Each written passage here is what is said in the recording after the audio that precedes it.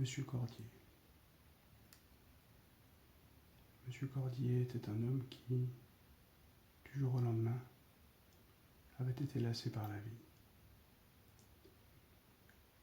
Il n'avait pas de femme, pas d'enfant. Une belle carrière, certes, mais personne avec qui la partager. Il habitait en face de l'hôpital, dans une petite maison dont les pièces étaient bien rangées. Rien ne dépassait, rien ne salissait, rien ne tombait, rien même ne bougeait. Sa petite maison ressemblait à tout autre foyer, duquel on aurait simplement, mais méticuleusement pris soin. Voilà qu'un jour, alors qu'il prenait le bus numéro 43, en direction de la pharmacie dans laquelle il travaillait, il remarqua que la fille assise devant lui avait changé de broche pour cheveux une troisième fois cette semaine. D'habitude, elle ne changeait d'ornement que 2 fois, le lundi et le mercredi. Ce jour-là, un jeudi, elle s'était coiffée d'une nouvelle broche, blanche, avec quelques fleurs décorées de faux petits diamants. Monsieur Cordier se sentit froissé, insulté. Il se demanda comment cette souillon avait pu manquer à ses habitudes et se parer d'un tel bijou en s'asseyant sur le siège devant lui. Il était furax. Le petit homme passa la journée à gronder cet événement, mécontent d'avoir assisté à un spectacle de si mauvais goût.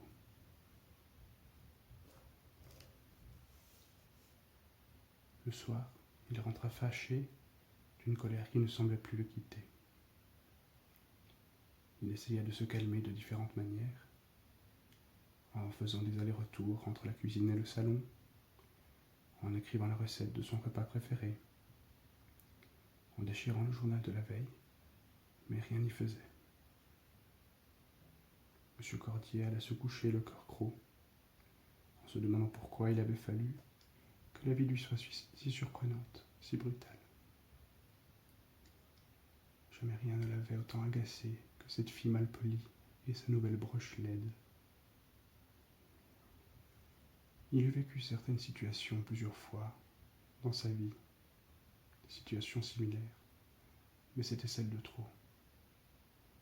Son vase avait débordé et, ceci étant, il n'en avait pas dormi.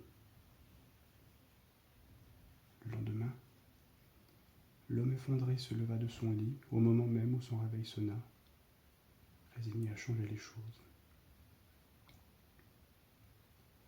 Ce vendredi matin, il allait confronter la jeune fille et reprendre son insolence en main.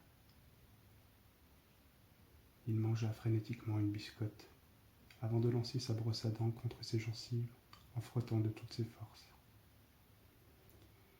Il lassa ses chaussures, prit ses affaires, alla chercher ce qui lui manquait à la cave et partit en direction de l'arrêt du bus numéro 43. En montant dans le véhicule, il remarqua que la fille était déjà là, comme à son habitude. Il la dévisagea un instant, s'assit derrière elle et eut l'occasion de contempler une nouvelle fois son horrible broche avec laquelle elle s'était recoiffée.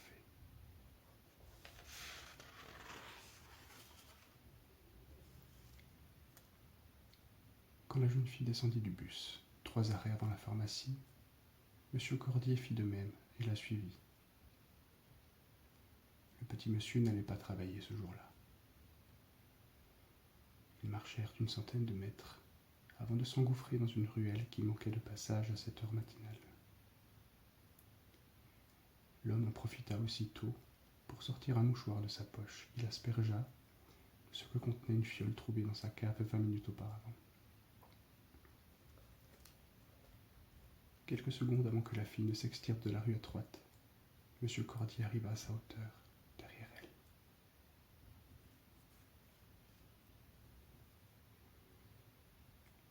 Alice était une jeune fille élégante, qui prenait soin d'elle. Elle vivait avec son frère, en attendant d'avoir un salaire qui lui permettrait d'habiter seule. Tous les matins, depuis maintenant une année, elle montait dans le bus numéro 43, en direction de la crèche où elle était stagiaire. La jeune fille avait un tempérament facile à aborder, mais elle était engagée et ne manquait jamais à ses responsabilités. Ces 12 derniers mois avaient été riches en expérience. Ceux-ci lui permirent de gagner en confiance et lui laissèrent des espoirs quant à son avenir. Cette semaine-là, Alice fêta son anniversaire un mercredi. Elle avait 23 ans. Son frère avait secrètement invité 2 de ses amis avec lesquels ils préparèrent un bon repas. Alice avait été heureuse ce soir-là. Elle s'était sentie entourée, aimée. Son frère lui fit cadeau d'une nouvelle broche pour cheveux, blanche, avec quelques fleurs décorées de faux petits diamants. Alice aimait se faire jolie et elle aimait son frère. Cette broche avait définitivement beaucoup d'importance à ses yeux. Elle se réjouissait déjà de pouvoir l'arborer le lendemain au travail. En arrivant à la crèche le jeudi matin, la jeune femme raconta la soirée de la veille à ses collègues et leur montra fièrement le joli bijou dont elle avait hérité. Toutes et tous la complimentèrent, offrant à Alice le plus beau de ses sourires. Le soir, elle rentra joyeuse, paisible. Elle s'endormit sereinement en pensant à son frère qui l'aidait tant.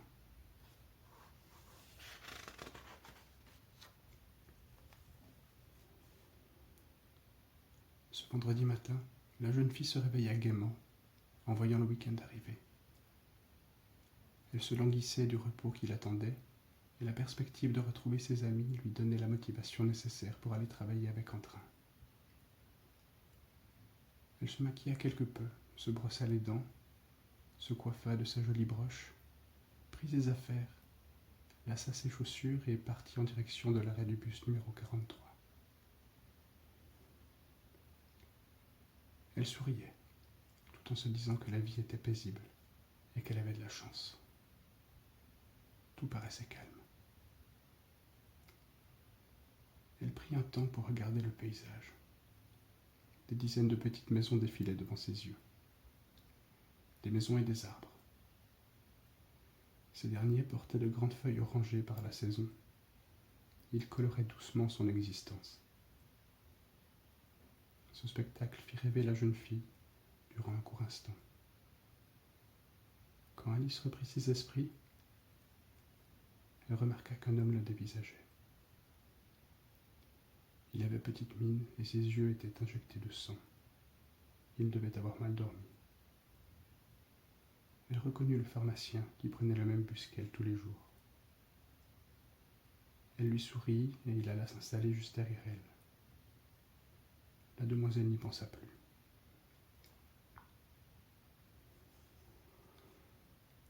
La voix monotone du haut-parleur indiqua à Alice qu'elle était arrivée à destination. Elle sortit du bus la première, suivie par quelques personnes. Elle marcha plusieurs dizaines de mètres avant de disparaître dans la petite ruelle qui la menait directement à son lieu de travail. Elle ne voyait que rarement d'autres gens emprunter ce chemin. Pourtant, aujourd'hui, elle s'aperçut que quelqu'un la talonnait non loin derrière. Elle n'y prêta guère attention, jusqu'à ce qu'elle entende la personne accélérer son rythme de pas, semblant alors pressée. Alice fit de même, de peur de lui gêner le passage. À l'instant où tous deux allaient s'extirper des pavés confinés, la main brutale de celui qui était désormais son agresseur la grippa à la gorge, tandis que l'autre l'étouffa avec un mouchoir humide. La panique ne dura que quelques secondes, avant qu'elle ne s'endorme. La jeune fille ne rêva pas. À la place, quelques mots frappaient sa tête, exempts de lucidité. Taxi, amené, hôpital, nièce, malaise.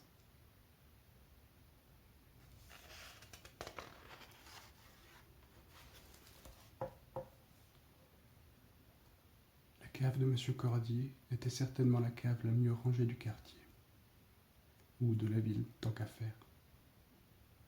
Ses murs blancs mettaient en valeur les 4 étagères en inox, abritant tout un arsenal pharmaceutique dont le placement était millimétré. Seul le chloroforme manquait au bataillon. Le sol, gris quant à lui, portait une massive chaise à lanière en son centre. Une chaise qui emprisonnait une jeune femme à la broche blanche parsemée de fleurs et de petits diamants.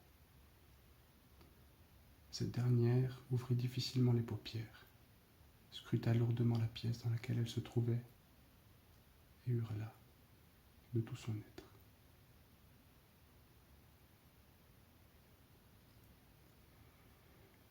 M. Cordier était un homme qui, du jour au lendemain, avait été lassé par la vie.